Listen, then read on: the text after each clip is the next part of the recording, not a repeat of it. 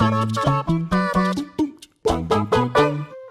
guys, what's up? It's Jules here for WhatCulture.com, and I want to talk to you today about Fallout, or more specifically about Fallout 76, which thanks to this year's E3 press conference, we now have a ton of new details about, and it's dividing the audience quite a bit. Yeah, so Todd Howard came out and basically said that this was going to be a Fallout in which it was only populated by other human players, allowing you to build settlements, fight the wildness of the wasteland, and blow settlements off the map using small nuclear devices that any player can launch at supposedly any time. A lot of questions were raised, and a lot of people are saying, this isn't the Fallout game that I want it to be. And I'll agree with you, it's not the Fallout game I was expecting either. But seeing as this is coming out in November, Bethesda have got a little bit of work to do. So what I'm trying to do today is just give them a few pointers, not that I think that they're going to be watching this video, but basically think of it as a how they should have made. In fact, that's actually what we're going to call it. This is how they should make Fallout 76. But before we begin, don't forget to subscribe to stay notified. Ding, ding, done. So firstly, let's look at what we know. The game's set in West Virginia, as we've seen things like Capitol Hill, Woodburn Hall, and even local legend the Mothman in screens so far. It's also set 20 years after the bombs have dropped, and we represent some of the first Vault dwellers ever to set foot in the New World, which is meant to be over 4 times bigger than the map of Fallout 4. That means, according to Todd Howard, that the actions that take place here are literally going to be shaping the events of places like Fallout 3 and Fallout New Vegas. It's an interesting premise, but there are a ton of questions. For one, we have no idea just how many players can be on each server. Todd Howard said about a dozen or so, but that's pretty vague. Now, in usual terms with these sort of map sizes and the sort of ethos behind it of build, destroy, meet up with other players, I'd say that the more the merrier. But in this case, I'd say that a smaller player number is probably more beneficial to the playstyle. I cannot think of a more frustrating experience than never being able to complete a structure because of constantly having people snipe me or blow things up with nukes. In fact, while I'm on the subject of that, I really think that they should have stressed that the nukes were something that you could turn off. I just think that it's going to ruin any sort of long-term investment that players have if they're constantly under threat of being destroyed. If you have that constantly looming over you, why would you ever build anything? You just go around and hunt people, which then completely changes the ethos of what they're trying to do. This won't be about surviving, it will just be about, well, there's no point building anything, let's go kill people. You'll have too many wreckers and not enough architects. But to counter that point, it might be why Bethesda is making the map so large, so that you don't always run into people all the time, and when you do, then it will be a bit more of a surprise. But I again say that this is possibly a bit to their detriment, because basically what they've done is, while having a massive map, which is no stranger to a Fallout game, they're increasing the chances of that map being basically bland and having no features that stand out from it. There are only so many undulating hills that you can go over before you start thinking that this is boring, and they have definitely not announced at this point any quicker way of getting from point A and point B than just running. That will get tiring very, very quickly. My advice to them would be to separate the map into 4 or 5 different segments that you can choose when loading into your server that blocks out the other areas to create a smaller, more condensed experience. Obviously, keep the larger map for bigger sort of server counts and bigger play matches and things like that, but you definitely should cater for people who want a more personal experience. Now, one of the biggest points that came out of the presentation was that although running around with your mates through radiation could be rad, the fact that they stressed there isn't going to be any NPCs, that worries me. Because how are quests going to happen? How are storylines going to be delivered? Is there even going to be an end game beyond just build? Because there needs to be.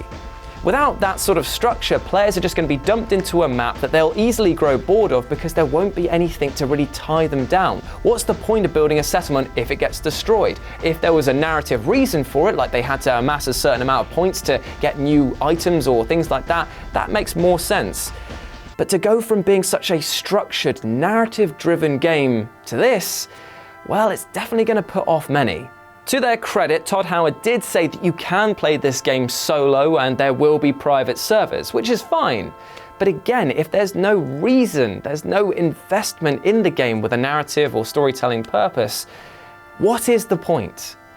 The whole thing is that Fallout does lore really, really well. So to have it sort of held at arm's length in this case, especially when you're in a prime position to basically say what happened between the Great War and when we emerge at Vault 101, that sort of stuff would be really important to know, right? And then we get to the point that they are forcing PvP. While it might be great, while you might have the time of your life making new friends, it is going to mean that you're always going to make new enemies as well. And this is the internet, this is the online portion of Fallout. It's not all going to be smiles and sunshine, is it? There are going to be people racing towards those nuclear silos, basically code in hand, just basically saying, right, what can I wipe off next? Like I said, in case you hadn't noticed, it bugs me, this nuclear thing. It really does. If it's just going to be running around and shooting stuff in the face, then we've seen it all before.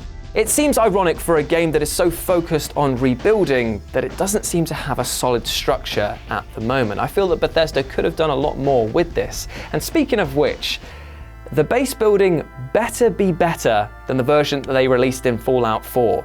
That was competent, it was clunky, it was fine. You would just say it was fine. It needs to be better than this. However, the other areas of the game look pretty great. The running and or gunning did look to be like it's going to provide some fun-ing. But again, the questions arise with the types of enemies you'll be taken down.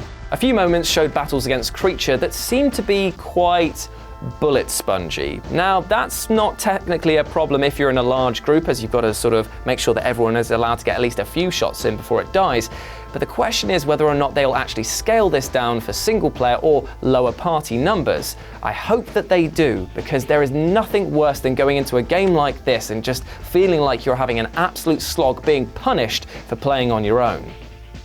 So what Bethesda need to do is make sure that they scale difficulty and maybe even aggressiveness of the AI depending on player numbers in a party. And then you have to wonder about how customization is going to play on this. In the trailer you got to see the backs of people and they were constantly wearing different stuff with different weapons. Now, that's all well and good, but it leads into another point, which is microtransactions. They haven't announced how they're going to do microtransactions as of yet, but we know it's going to happen. It's a game that is effectively an MMORPG in all but name. It is gonna have microtransactions of some point, and that'll be fine if it's just basically clothing options. The only problem is that if it's clothing options that provide buffs, aka every other piece of clothing that's ever existed in a Fallout game. And then there's the issue of if you can just buy weapons, or faster rides, or quick travel, and things like that. If these are the cases, then the rich may dominate the wasteland pretty quickly. Now, it's unfounded as to whether or not the microtransactions will be in there or what their pricing plan is going to be, but I'm just making it very painfully aware that you could be on the receiving end of an absolute beatdown with somebody who's just got their dad's credit card. And finally, we need to look at Bethesda's other online offering, The Elder Scrolls Online. It didn't have a great launch to begin with, did it? Price gouging mounts, locked off areas, and an abysmal item drop rate cut the legs out from under it, and it's only really come into its own months and months after its release. Fallout 76 needs to do those things better, for a start. As well as stable servers. I cannot stress how important that was, because the amount of lag that I experienced when I first started The Elder Scrolls Online, Jesus Christ, it was bad. But those are just a few starting points. We may not be getting the multiplayer offering that people wanted from a Fallout game. I know personally I wanted a rich, story-driven, narrative-focused game which a buddy could drop in and drop out. We're not getting that. But if they do adhere to some of these basic rules, Fallout 76 might be a great, well, a good game. It might be a really fun game. But time will tell whether or not they're going to listen to any of these advice that I think that they're going to be watching this video. But let me know if you agree with me. Let me know if you think that these ideas, am I crazy just thinking that they need to sort of release a few more details, because it's providing quite a worrying concept at the moment. Either way, let me know down in the comment section below, and as always, I've been Jules, you've been awesome, and I'll speak to you soon. Bye!